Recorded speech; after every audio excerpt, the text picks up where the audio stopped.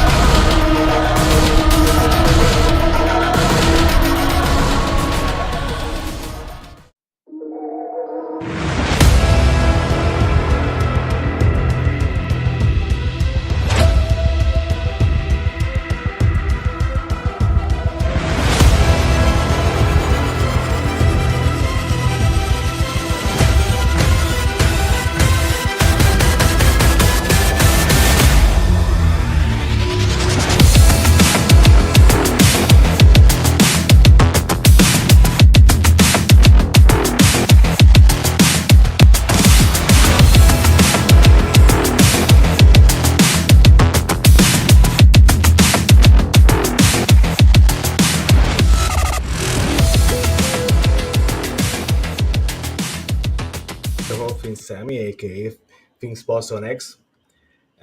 Welcome to Fins TV, the fifth episode, and want to welcome my co-host, as always, Steve Hallett. Steve, welcome to the show.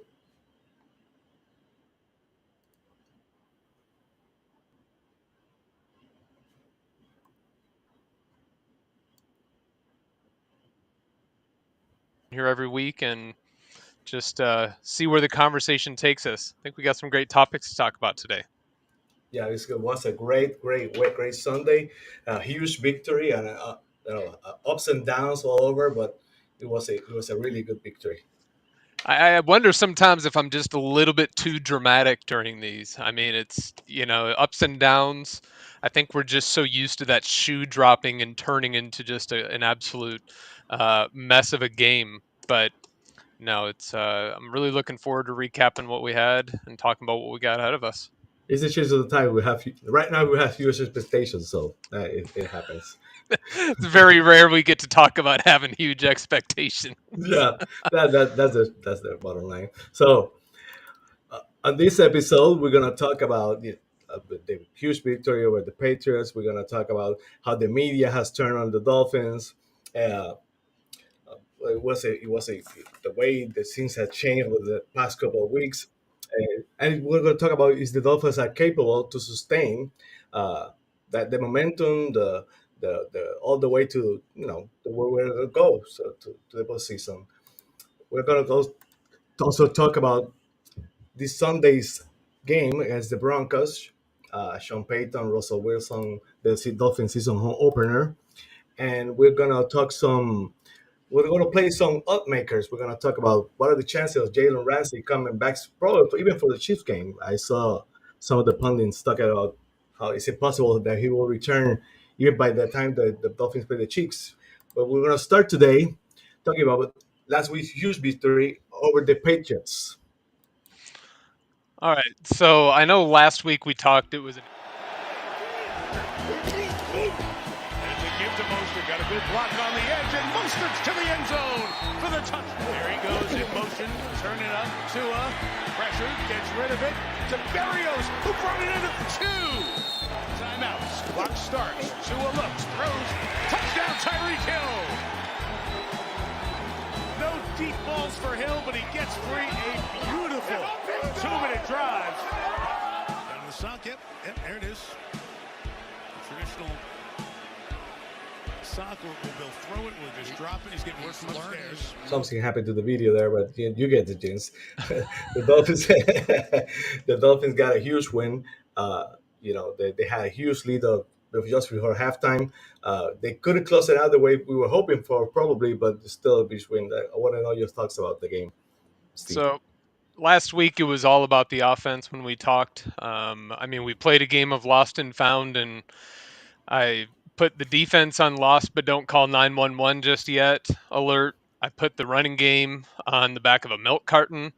And I think this last week's game was just all the confirmation we really need to know that Coach Fangio and Coach McDaniel are actually watching Fins TV, because they came out And I mean, they seriously just kind of flipped the script on us. Mostert Mhm. went for over 120 yards, 2 touchdowns. The defense, they they bended, but they didn't break. What was Mac Jones's biggest uh, pass? 12 yards. Yes. It's you're right. We never it got a little bit too close at the end there, but and I'll touch on this later, in some of our other topics, but Mhm. you were going against, as much as it pains me and sickens me to say this, one of the best defensive minded coaches in the history of the league. And we know we've experienced it so many times over the past couple decades that we go into halftime and a new game plan comes out and they end up shutting us down and beating us just because we can't beat them. Mhm. And sure that it changed a little bit, but we did the same exact stuff. And again, we'll talk about that later. It was really great to see the defense step up the way that they did. Again, that'll be something, a topic later on. But I know nobody here is asking for my take on who gets a game ball, but if it is, it's Andrew Van Ginkel. Andrew Van Ginkel, we've known who he is. If it wasn't for Zach Sealer being on our team, Andrew Van Ginkel would be, in our opinion, the most underrated player, one of the most Yeah. underrated players in the league. He's been consistent. He's consistently just been who he is, but the team just hasn't used him as much. So Vic Fangio came in the offseason and said, "Hey, I really like this guy. It's good to see him following through on his word." And it's for years we've suffered.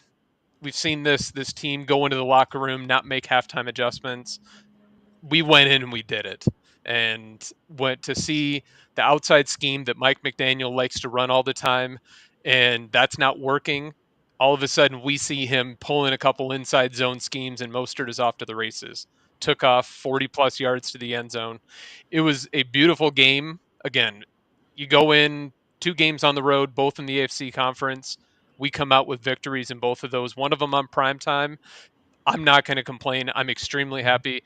Mondays are fantastic following a game like that, especially against the Patriots. I really couldn't be happier. Yeah, Tua 5-0 against Belichick, and you can see Belichick all game pouting and complaining to the refs, throwing the flag down. Uh, it was hilarious for me, not because the way he did it, but because I enjoyed so much the way he was being feel tortured. The Dolphins probably could have won the game by more. The kicking game, you know, the the fumbles change, stop the momentum so many times, but the win is a win. It's against like two assets against a division rival. In Foxborough, it's never easy to go to Foxborough and win. So no complaints for me. I think it was a great win. I'm really happy with the win. And Dolphins are 2-0. So so many pundits say the Dolphins will be 0-2 by now. Two road games. Usually the schedule makers take care of that. They're supposed no one's supposed to be start the season with 2 games on the road. The Dolphins did. So right now the Dolphins are 2-0, so that's great. No, I do have some complaints if you're asking. You didn't ask. Jason Please Sanders. share. Jason Sanders, my man, I don't want to trash current players on the roster, but for God's sakes, just kick the ball, do your job. It's extremely frustrating. Granted, the fumble leading up to that lost us a little bit of yardage, and that made it a little bit longer. But I Mhm. think again, Belichick and whoever's on the team, they schemed up something that's within the rules, ran up on us in that one, and they blocked it. It was Yeah. the cleanest time block I've ever seen on a Mhm. kick. No, it's just So I think that got into his head. So he shanked it left, just probably thinking, "Oh my God, I've got to do this." I just have to hope at this point. First of all, teams are going to start queuing in on this. Other teams are going to see it. They're going to try to replicate it. Just like next year, you're mhm. going to see people doing these fast motion type movements and everything, like Coach McDaniel's doing now. So I hope it doesn't get in his head. Hopefully, there's somebody he can go talk to and figure out that he's just the same Jason Sanders that he was 2 years ago, and we'll get it back. But that's really my only complaint. the Yeah, the way Coach McDaniel coaches, he's gonna do everything in his power to give Jesus Sanders that confidence. We'll talk more about Jesus Sanders on the odds makers portion of the show, but the special teams, at least on the punt return game, Barrios did some stuff that no other point returner did last year. So at least on that area of specialties, we saw some improvement during the previous season. That's some kind of good news. Monster played great. I think he's the first running back with 100 yards and two touchdowns against Bill Belichick. Against Bill Belichick's is Ronnie Brown. So it's been a long time. I think 2008, if I'm not mistaken. So the running game that play well, play consistent. They run the ball when they needed to, and Tua was clutch when he needed to make the throw to even to Tyreek Hill, Jalen Waddle, Barrios. He did, and with Craig Craft, that's a surprise. That's the keeps that keeps on giving. So Craig Craft with some close catches, that's still basically still the game for us. So it was a good win. Absolutely, I'll always take a win. Exactly. So next we're gonna talk about this is now or never. Moving to Miami, they are 2-0. They look really good. Tua, he's on an MVP front-runner pace right now. They went into New England and beat Bill Belichick, one of the greatest defensive minds the game has ever seen. Tua, he had a touchdown. Moving to Miami, they are 2-0. They look really good. Tua, he's on an MVP front-runner pace right now. They went into New England and beat Bill Belichick, one of the greatest defensive minds the game has ever seen. Tua, he had a touchdown pass. Raheem Mostert, he got it done on the ground, 100-plus yards. I think 118 yards for Raheem Mostert, friend of the show. Joy, just I see you, Joy. Miami Dolphins. Y'all can sing with me. Miami Dolphins. Wow. She didn't like that solo. Joy, are the Dolphins the best team in the AFC? Child, you know what it is. Next. Next. Tua Tagovailoa is now 5-0 against the Patriots. Now, when we look at this game, they held Tyreek Hill in check, but that's winning the battle and losing the overall war. And kind of losing the overall war decisively because of the mistakes made. I do want to make a point here, too. We were on the post-game show, listen to people walk around about how close the Patriots were. They weren't close to winning the game. They were close to extending the game. It's a big friggin' difference. Injuries are not. If the Super Bowl was on Wednesday, I think it's clear cut. Two teams are battling. Miami Dolphins taking on Dallas Cowboys. Whoa! I mean, these two teams are at the top of their conferences, and it has to be a blast to be their fans. Bill Belichick, Tua's never lost to him. Tua said afterwards, the Dolphins have never lost when I've started. It's not me, which I appreciate what he's saying. They've got a record number of yards through 2 weeks in the history of their franchise, and that's a franchise that's done some stuff. Yep. It's only 2 weeks, and yet is it enough to say this squad right here is going absolutely. Like I feel like the questions in the offseason about Tua Tagovailoa wasn't his play, it was his health. As long as Tua Tagovailoa is healthy and he and Mike McDaniel have the synergy in play calling and also execution, you can't lose with those skill players. Is there a better team in the AFC right now than the Miami Dolphins? I can't believe I just said that, but we're going to welcome Mr. 20-0 Matt Armstrong and the controversial Eddie Chaput. Welcome, guys. Good to be here. How are you? Good to be here. Well, Welcome, I want to start by saying, the media has turned on the Dolphins on a positive matter. For surprisingly, you see so many of the pundits that did get a chance to the Dolphins even to win, to be 1-1. That basically not saying that the favorites on the AFC. They're not saying that the best team in the NFL yet, but they're saying that the Dolphins right now are probably the best team in the AFC. Matt, I want to start with you. What are your thoughts on the chances of the Dolphins sustaining this momentum all the way throughout the season? I know you're very positive, but after last Sunday's game, I want to know what your take is. Yeah. Hey, guys, it's good to see you again. Are they for real? Can they maintain this? I think so. What have they done so far? Well, they went to L.A. and won a dogfight, a shootout, right? They went out there and held their own. I know we had some questions last week with regard to the defense. Those were answered this past Sunday. Then, as if the schedule maker needed to make it a little bit more difficult for them, sent them to Foxborough Sunday night, national television. Those things are things that all of us as Dolphins fans have always been like, yes, but, because you have that feeling of doom. You obviously you want them to do so well, but what's going to be the result if they don't perform? And we've seen that over the years. Recently, we've seen it. Can they sustain it?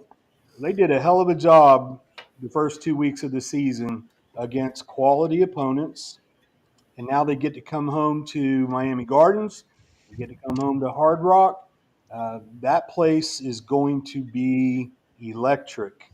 And that right there, if you couple that with what their remaining schedule, it's only 2 games into the season. But let's look at that remaining schedule real quick. I think they only have 5 true road games left for the rest of the season, not counting Germany.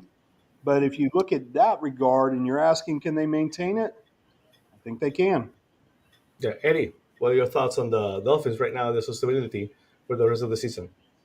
I think it's very sustainable. I think they're one of the best coach teams in the NFL, offense, defense. They finally go to halftime and make adjustments, unlike before. They'd have a lead or be in a game and then come out of that tunnel, and it was like, did they go to sleep? But now you feel confident now when they have the ball. I couldn't say that before. Last year, you started feeling good about it, but this year, I don't know. I can't put it into words, but it's almost like when Marino was there, and you knew that they could come back from anything. They could keep a lead. A little worried about the snapping. Mm-hmm. It's going to cost them a game if something's not worked out, and I'm not sure who it's on. It could be on Tua leaving too early, but They even fumbled the kneeling to end the game. So I know. We'll just hope it gets better. But yeah, it's very sustainable, depending on injuries. But that's any team in the NFL. I think they have a great shot of being a great team this year. Steve, what about you? What are your thoughts on the Dolphins right now, the sustainability for the rest of the season and beyond? I mean, we talked about this probably our premiere, maybe our second episode. How far can we go? Mm-hmm. I think my opinion has always been it's about depth. It's where do we stand with our offensive line, which none of us, be honest, none of us thought that we were going to be solid, even with Armstead being healthy, Well, not healthy, because I he's was only. hopeful. Oh yeah, yeah. I mean, most important man on the team. We Yeah. agree, but I underestimated. I was wrong. We've seen the awakening of Austin Jackson, which none of us could have predicted. I don't think there's anybody out there that predicted him, maybe other than Austin Jackson, his offensive line coach, maybe Coach McDaniel on a good day, and his mother. Nobody thought that he was going to come around. And then Kendall Lamb, who a couple years ago was told by his offensive line coach that he was never going to make it in the league. Mm-hmm. And it's incredible to see that. We saw a little bit of depth concerns, huge depth concerns. Eddie touched on this. We were hopeful coming in last year. By the end of the season, our defensive backfield was filled with people who would probably struggle to make the field sometimes in the USFL. Mm-hmm. It's a resurgence. It's a different team. We've touched on it in the past, where second year in McDaniel's general environment, adding in McDaniel or to Vic Fangio to the group, absolutely phenomenal. And it's all going to boil down to being healthy, but we still have some stellar talent, still have yet to touch the field. Armstead at the left tackle, Nick Needham, Brandon Jones, he's playing, but he's really only on special teams. They're Mm-hmm. working him in. Jalen Ramsey, we've got a lot of talent still to add back into this pool. Absolutely, I think that we are on a trajectory to being able to sustain it and well into the playoffs. Absolutely. Yeah, those are great posts by Steve. Matt, I want you to elaborate on that. The improvement of the defense. You can see from the first game to last week, the defense basically won the game. So the offense was good, but it was the defense over and over. The blitz, and you see Fangio doing things that he's not very known for. He blitz when he need to. What are your thoughts about that? My thoughts are I was really thankful to see that performance on Sunday night. We all had some legitimate concerns after the San Diego game. Yes, I said San Diego. Um, and those were legitimate concerns. Our first chance seeing the Fangio defense up front, and it's getting run over almost literally. Mm-hmm. I think that seeing what they put out on the field Sunday night. That's what we should be expecting going forward. The cool thing for me was, what are they going to do next? Because these are some of these things I've never seen my Miami Dolphins do ever in my life. Um, we one time had the Killer Bee defense. It was a great defense. And then we've been in the desert for the last 30 years, maybe. But it was really cool seeing chess being played by one defensive legend against another defensive legend. Uh, they, that was my most impressive part, or what impressed me most about the game on Sunday night. The offense did what we expected them to do, which was to take advantage or to take what they were given. We talked about that. We talked about how are the Patriots going to counter the guy who just threw for 466. I think they proved themselves. But the defense, that's the key here. That's really the key. Van Ginkel. Uh, I've been trying for the past 4 days, 3 days to tie Van Ginkel to somebody from the Dolphins past. And I don't know that he exists. Maybe he's the original. Maybe he's the the original version of him. But I'm really happy that he's on our team. Eddie, I was gonna go to you about Van Ginkel. I know he's your guy. I know you probably was very happy. What are your thoughts on Van Ginkel's game and the defense overall? I love it. I'll get to Van Ginkel in a second, but I noticed we're 31st in blitz percentage, meaning we're one of the least amount of times we blitz. We're 31st, yet we're number 3 in pressures. That's all I've ever asked for. Get to the quarterback without having to blitz and leaving that secondary on an island back there. And it showed up. It showed up big time.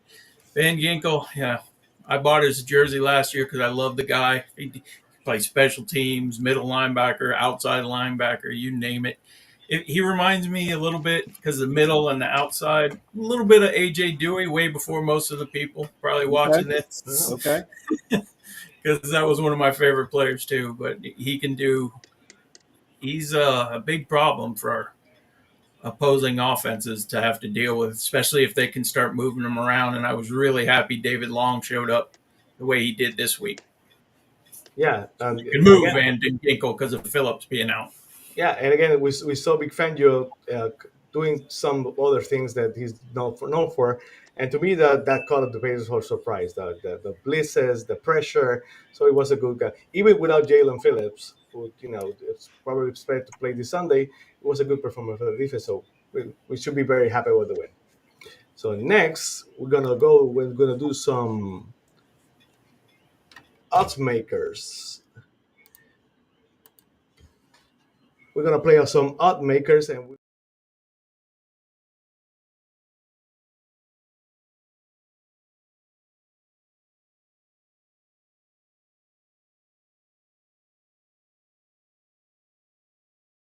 that probably Jalen Ramsey and I think Perkins took a photo of him on the field, saying that he probably could be back earlier than expected.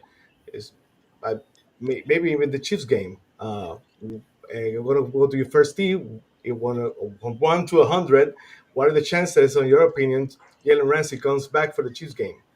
So I admit that, well, first you cut out a little bit when you popped up a graphic, so we didn't hear something of what you were saying there. But Okay. talking on Jalen Ramsey here coming back before the Chiefs, I didn't see the segment or the comments about him possibly coming back early. Honestly, if I'm thinking, putting the logic behind it, I don't think, barring any major injuries, that there's going to be a need to rush him back. But I would expect him about 25% chance that he makes it back before the Chiefs. You're not asking me, but I'm going to answer it.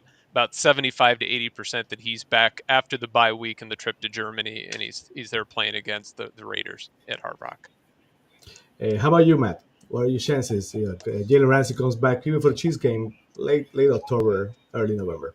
Yeah, that is entirely dependent upon how the next few weeks play out. I know that I know there was a little bit of an uproar. Eli Apple, some people weren't too happy with him, but let's give NFL offenses the credit they deserve. Uh, Mhm. you know, they can play offense, so they're going to complete passes. Are they completing touchdown passes? Is a completely different thing. So, I I would believe that they will most likely go the route of seeing how we are, seeing how we progress. Mhm. Kader Kohu's in there; he's getting better every week, and we do have Eli Apple, but look who reappeared after his injuries have healed up. Let's not dismiss number 25. Mhm. He abused DBP on Sunday night, right? Like, honestly, I'm taking your milk money, I'm taking your chain as well, and I'm sending you home. Uh, it was great to see Xavier, and it looked like the Xavier of old. So the chances of him coming back before has been projected.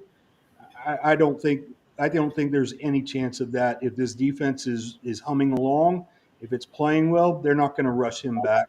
They'll bring him back when he's ready, and I would say that's after the trip to Germany. How are you, Eddie? What do you think are the chances of Jalen Ramsey coming back for a Chiefs game late October, early November? 0%. Yeah. I think they'll wait until after the bye. Maybe late November. Is that when the bye is? I'm not sure. I Yeah, cannot remember when I the think bye so. is. Yeah. I know they come back and play the Raiders. So Raiders game or a little bit after. I think we haven't even seen what Cam Smith can do yet. I know they're holding him back a little bit right now. I saw a lot of people say he can't be worse than Eli Apple. Eli Apple, besides the penalties, he didn't do that bad. Mhm. He's he's a serviceable veteran. Mhm. You, Many secondaries don't even have one player as good as him, Mhm. much less you have X on the other side who looks like he did 2 years ago. Knowing that he played on that groin last year and everybody wanted him gone and didn't realize that he played 80% of the season, I believe, with Mhm. that injury. He's an amazing player. I hope he retires as a Dolphin. But I'd go with 0% unless it's a miracle recovery. I mean, I got scared. I think it was the San Diego game. They showed the highlight where he was on the sideline and he ran and he jumped and chest bumped somebody. I was like, oh, don't do that. Please stop. Well, Yeah. for a team that's had its issues with bad luck with injuries, it wasn't that long ago that our second round pick was put out there on special teams for an opening kickoff of the very first preseason game. Raekwon Quan McMillan McMillan. Yep. loses an entire season. So yeah, forgive us Dolphins fans for being very cringe when it comes to any kind of injury, like Eddie said, seeing him out there chest bumping, we've seen dumber ways to permanently injure ourselves. Let's keep our fingers crossed and stay on the sidelines where it's safe. Yeah, I agree. For me, I'm gonna give you a 50% chance. I don't agree with that. I think the way they're playing is good enough for him to take his time to rest. And this coaching staff, even when they say that they were reckless with Tua, this coaching staff has history of taking care of their players, being careful with their players, sitting their players when they need to be there. So December will be good, probably for that final stretch of big games: Buffalo, Baltimore, the Jets. Uh, that's a tough stretch. They might need Jalen Ramsey by then, but for me, 50% is the higher I will go. I don't expect Jalen Ramsey to be back before that. So next, what are the chances that the Dolphins are still looking for a running back help? The question is, what are the chances that the Dolphins are still looking for running back help?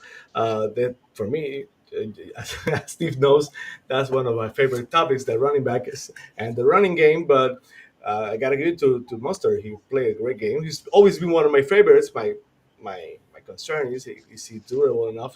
Is the whole parts The whole running backs are durable enough right now. Ahmed is injured. Wilson is injured. A Chain is kind of was injured and now he's back, but he's not fully into the rotation. So the rumors of all the of season of the latest was Jonathan Taylor, but after last week, what are the chances that you think that the Dolphins are still looking for running backs? I'm going to start with you, Eddie. What do you think? 50% because of the unknown injury to, I think it was groin injury to Ahmed, who was having a really good game until he got hurt. A-Chain came in for a couple plays, looked pretty good. Wilson comes back in a couple weeks, which is nice. Like Steve said earlier, it's nice that we're actually getting players back this time instead of we have some good players that are coming back. So I'd say about 50%. It's just the problem is injuries. Mostert added 10 pounds. He looks a lot better. He's a lot more physical. I saw him throw a couple guys down on the sideline who tried to hit him late. That was nice to see. So probably around 50%. I just don't know who they would go after because Taylor couldn't play until week 5 anyways. So Yeah. How about you, Matt? What do you think are the chances that the Dolphins are still looking for running backs at this time? I think it really depends on the offer that they get or that they make. At some point, the trade deadline's the end of October. At some point, a team is going to say, "We're done. We are out of it," which is a shame. We've been there before, but are the Colts going to be out of it as far as Jonathan Taylor is concerned? I don't know, but I think it really depends on that. Greer will continue to look. He'll continue to try and find that acorn. I know that's an old school term, but I would say, honestly, I'd say it's probably about 20%, unless they get an offer that they just can't refuse. Who knows what the real offers were back, with the Colts a couple weeks ago, Waddle and a first rounder. I don't know that that's really accurate, but I think it all depends on a team going, "We're done. We're going to go ahead. We'll give them to you. Give us a second rounder, and we'll be done." How about you, Steve? I think that some people on here that have spoken already don't remember who we have as a GM that have pulled in some rabbits out of their hat with Jalen Ramsey and Tyreek Hill.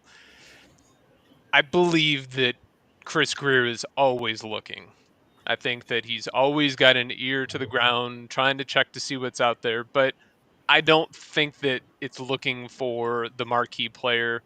Maybe Jonathan Taylor becomes some huge fire sale at the end and they're able to get him for a 4th or 5th round pick. And he's just a 1-year rental just to get us, that Lombardi trophy and the 20-0 record, Matt. Thank you. I think with Ahmed with the soft tissue injury, we really don't know how long it might take. He could seem to be right back, questionable, and then he could hurt it again and he could be out. And we're at that point just one injury away from until Jeff Wilson can come back, whenever that might be. But we're really just one bad luck stroke from having A-Chain or Mostert or somebody, and we're looking at a really difficult running back room. So I think it's more like 65% that they're looking, because they really would kind of be doing the team a disservice if they weren't seriously looking to bring somebody in right now. I think it's lower, but I think that they have their eyes on some people that they're interested in. Well, my concerns, as I said before, have always been about the injuries. Is about it's a long season. The running backs are not, that they're not famous for being, the healthiest one in the whole league. So I've always been worried about that. So right now, for me, I will give it 60%. I think probably we're still open. A goal line back, experienced goal line back, short yardage back is always. That's something they don't have, so they probably will go that direction. So I will give them 60%. So next, what are the chances Jason Sanders makes a 50-yard field goal? Okay, let's pour on Jason Sanders right now. What are the chances that Jason Sanders makes a 50-yard field goal over? I'm gonna start with you, Steve. Why? Why? I don't want to pour on him. I don't want to. He's got one job. You've got one job. Our punter has kicked kickoffs for us. Bailey was in there the other day kicking a kickoff. Mhm. You've got one job. I'll be blunt, 50-50. It's not a very confident thing, and that's probably being generous. We've seen it too many times over the past couple of years. Whether it's call it the yips, I don't even know what it is, but he's not reliable enough. It's a hard job. It's something I couldn't do, but 50-50. That's all I got for Jason Sanders today. No. How about you, Matt? What are the chances Jason Sanders, given the opportunity, makes a 50-yard field goal, a clutch 50-yard field goal? Oh, clutch. I don't doubt that he'll make a clutch 50-yard field goal. And to be honest, aren't they all clutch 50-yard field goals? If you're settling for a field goal at that distance, something has happened with the other team's defense.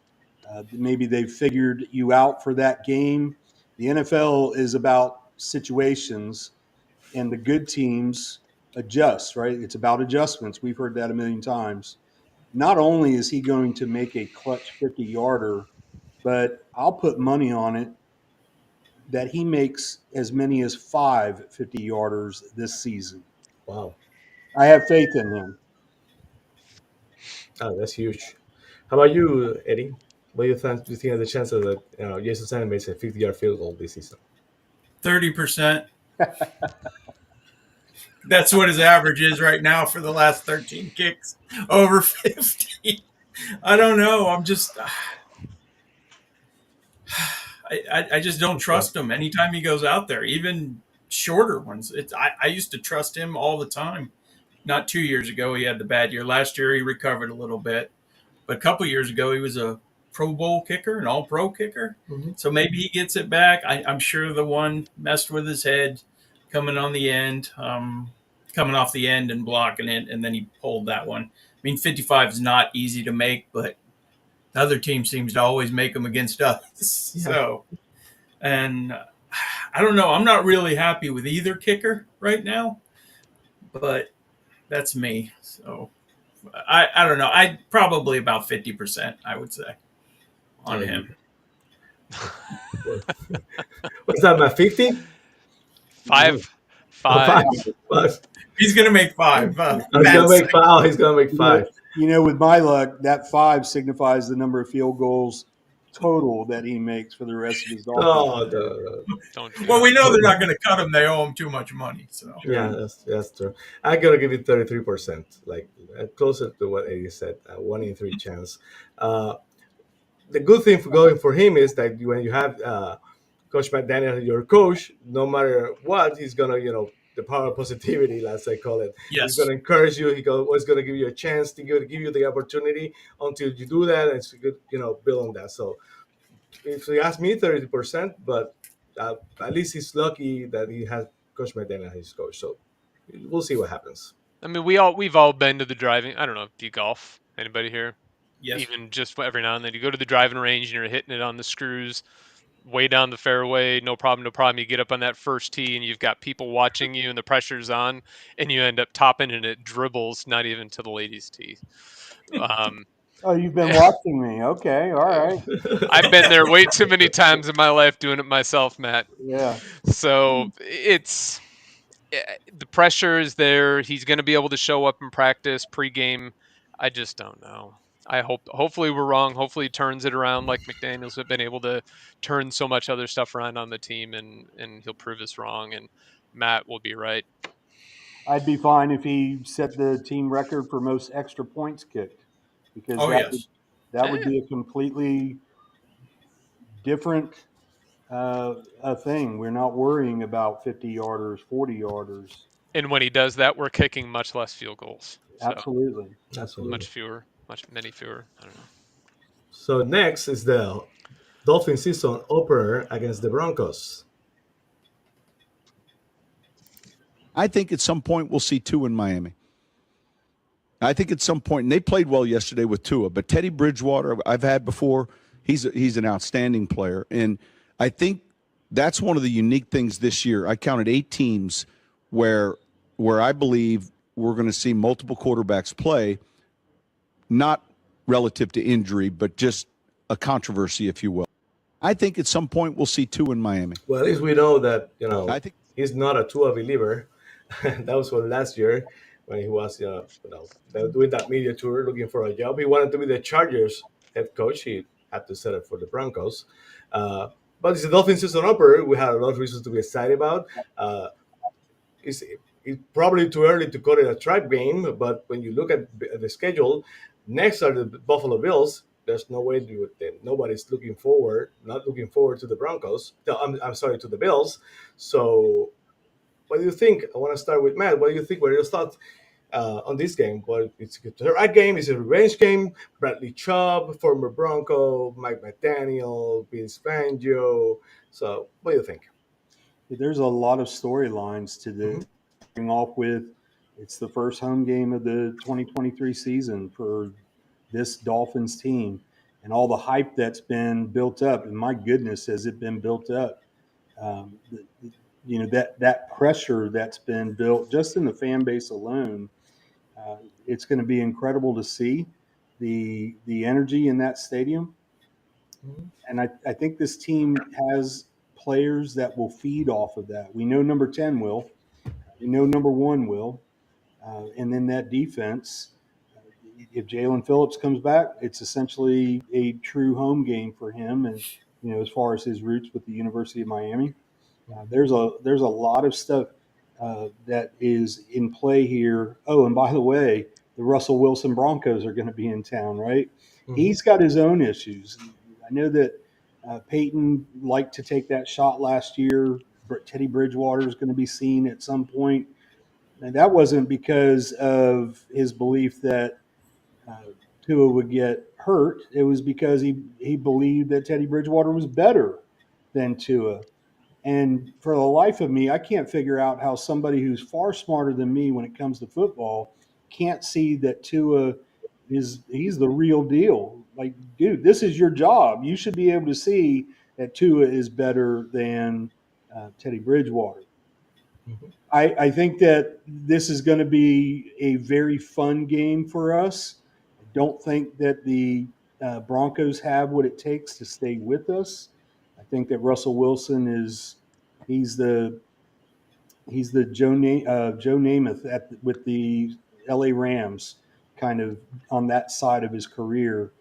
I'm really looking forward to it. I'm looking forward to a beatdown. Yeah, Eddie, what are your thoughts on the Broncos game? Revenge game, trap game. What do you think? It's a little bit of a trap game. I know it's early, but you just came off the road. You're going to be fired up. Hopefully not overly hyped. You got Buffalo next week. You got a team that's 0-2.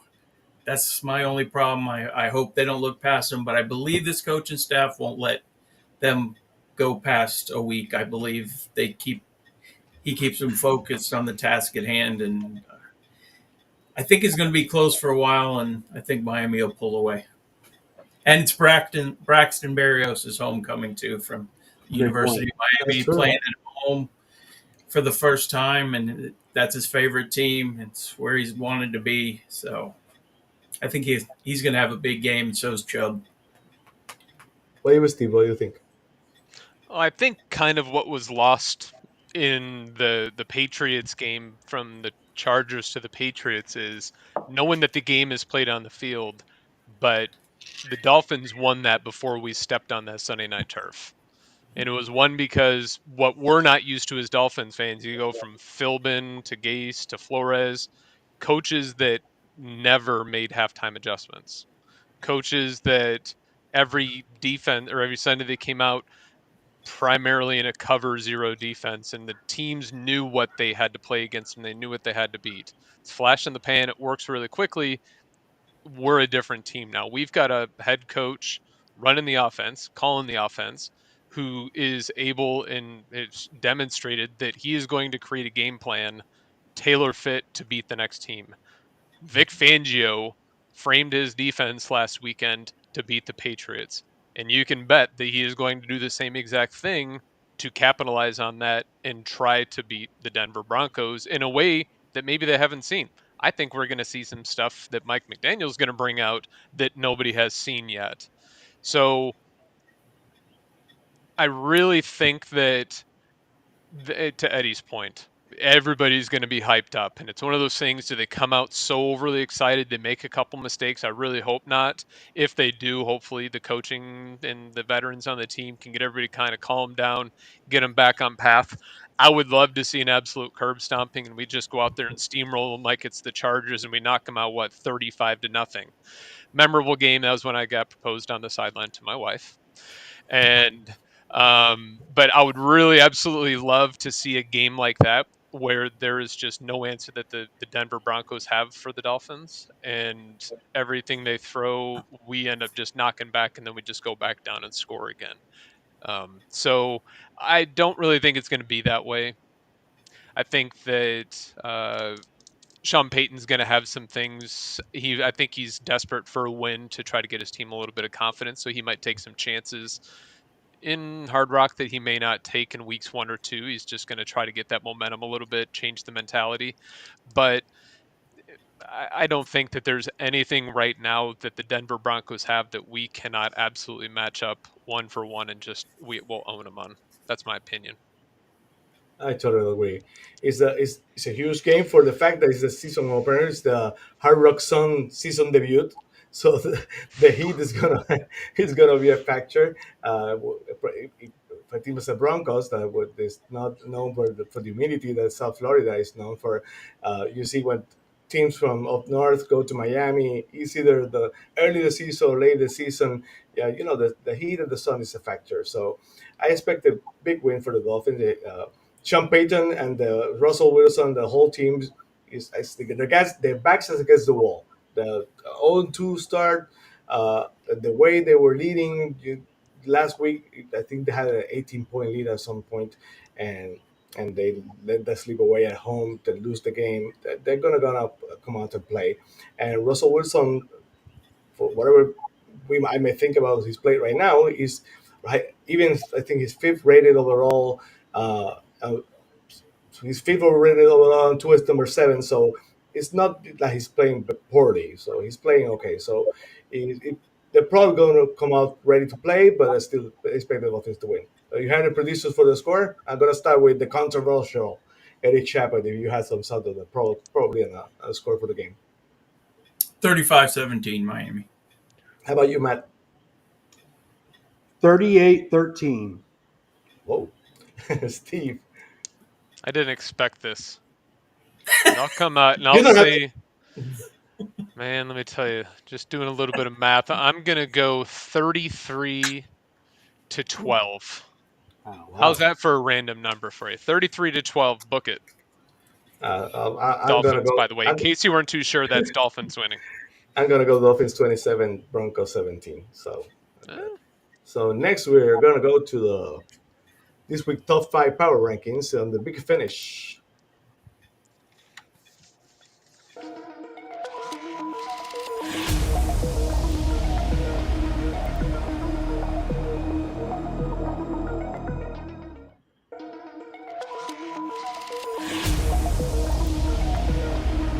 Well, the time again for the top 5 power rankings. I'm going to start, and no changes on my power rankings. My 5 teams are still 2-0. So last week I had the Baltimore Ravens at number 5, the Miami Dolphins at number 4, the Philadelphia Eagles at number 3, the Dallas Cowboys at number 2, and the San Francisco 49ers at number 1. How about you, Steve? I need somebody to start keeping receipts for me because I can't remember where I had them last week. I don't think I'm that different from where I was last week. We were almost close, yeah. I think we were pretty close. So at number 5, I'm going Baltimore. And as you mentioned, I'm like, God dang it, I forgot about the Eagles. But you know what, frankly, you take away that quarterback sneak, and which the NFL didn't do. They're not as good of a team because they're not going to put up as many points. I just think they'd end up with a lot more field goals. They're smart for doing it. If it's legal, why not do it? But in any case, I digress. We'll go Baltimore 5, Buffalo 4. They came back and played a really strong game, and I think they're going to find their footing a little bit. Miami at number 3, and I've got 49ers and Dallas at the top. How about you, the controversial Eddie Chaput? Top I five don't power think rankings. I don't think I deserve a spot on this Come on. after last week's That- statement. that's not true. Go, I'll go the other way. I'm going to go San Fran 1, Okay. Dallas 2, Miami 3, Kansas City 4, and it's between Buffalo and Baltimore for me. I don't trust in the Eagles. They do not look good passing the ball, and somebody's going to figure out something to stop their run. But I'll go for now. I'm going to go with Buffalo because I don't know. Kansas City's offense still did not look well. So Buffalo number 5. Awesome. How about you, Mr. 20-0? Well, I saw Lamar Jackson's kind of back up to his old tricks, and I got to give them props. Baltimore is always a player. I'm going to put them at number 5, followed by the Chiefs. It's tough to go against Philadelphia, but I'm going to go against Philadelphia. I agree without the tush push or whatever it's called. Without that, are they really that good of a team? And we all know that history shows that the runner-up in the Super Bowl never gets back to the Super Bowl. So I'm going to drop them out. I'm going to go Cowboys third, 49ers in second place, and the number one team in my power rankings for the third consecutive week, your Miami Dolphins. On their way to the second undefeated season in NFL history, according to Alfred Armstrong. So I actually had to ask my wife the other day. I'm like, so it's week 15. Dolphins are undefeated. Are you rooting for the 2023 Dolphins to go undefeated, or you want them to pop the champagne for the 70? It's rhetorical. I know the answer to No. that. It's clearly let's go population Perfectville 2, 72 in 2023. What did Sherry? Actually, that's a great question. Oh, what do you think about that, man? She's like, are you freaking out of your mind? I absolutely want him to go undefeated this year. Exactly. Could you imagine? No, I don't know. Going back now, you talk about that, about the whole perfect team. Don't shoot across my mind so many times during that game. When I saw Belichick, whining and complaining, and I remember I remember Don Shula so many times during that game. And that story, Joe Rose, I think Joe Rose is the one who said that story about because I think it was the Raiders game, and the team found the Raiders playbook. Yep. Larry Sanka was the one who said that story, and he said like, well, we had the playbook. He said throw it away, and he didn't want any part of cheating. And when you see Belichick, and we all know he's cheated. He had a chance to be undefeated, but karma's a bitch, and yes, it is. yeah, and we were lucky that day, and I'm so glad they didn't happen. So, but if we had a chance to go the second undefeated season in NFL history, I will take that in a second. I'll take that. Any other last thoughts from you guys? Anything you want to talk about? I want to touch on some things. There's a couple of surprise teams. The Bengals, Joe Burrow injury is obviously affecting him. You can see that they're not the same team right now. Going back to the Eagles, that they're missing their coordinators. You can see that they're probably not the same team. And I don't want to go looking forward to the Bills, but they've really bounced back at home against the Raiders. So that seems like they're back on track. So hopefully we get a win this weekend, and we take our chances in Buffalo next week. Absolutely. No, it's take it 1 week at a time. Mm-hmm. Definitely not looking forward. I never look forward to going into Buffalo for those games, except for when we're able to leave with a win. But it's always a hard-fought battle. And I'm happy we're going there in the month of September and not in December. So yes, that's a positive. That's it. How many times have we looked at the schedule when it comes out? And I know all three of you do the exact same thing. Mm-hmm. Where's the New England? Where's the Buffalo? Where's the Jets game on the calendar? And so many times you got to be kidding me. Of course, we're in Buffalo on December 14th, Yep. right? And this year, I'll take Buffalo in September all day, every day. And that means they're down here when it's still fairly warm out. Absolutely. It's always warm down here, so it doesn't matter. It's summer Okay. and not so summer. And Sammy's back. And we're back. Sorry about this. We kept on talking. We were talking. Oh, I love it. So You got the gist of the show. That's awesome. Thank you for that. So don't forget to like and subscribe. Hopefully, in next game we'll see you again. Probably on Tuesday next week. We're recording on Tuesday if time's allowed. So don't forget to like and subscribe. Until next week. See you next week, guys. Thank you. Thank you, gentlemen. Thanks guys. Fins up. And don't remember, always remember when you say Miami, you're talking Super Bowl. You're talking Absolutely. stuff. Miami has the Dolphins, the greatest football team. We take the ball from goal to goal like no one's ever seen. We're in the air, we're on the ground, we're always in control. And when you say Miami, you're talking Super Bowl, 'cause we're the Miami Dolphins.